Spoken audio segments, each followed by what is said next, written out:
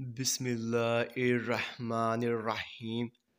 السلام علیکم ورحمۃ اللہ وبرکاتہ۔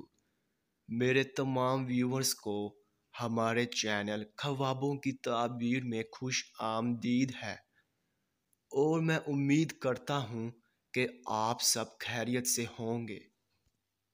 تو میرے بہنوں اور بھائیوں، میں جو بھی خوابوں کی تعبیر پیش کرتا ہوں، چاہے ان کا انجام اچھا ہو یا پھر برا، وہی سچ ہے، کیونکہ میں اپنے سے خوابوں کی تعبیر پیش نہیں کرتا اور نہ ہی میرا کوئی اندازہ ہے، کیونکہ یہ تعبیریں انبیاء کرام کی بتائی ہوئی تعبیریں ہیں۔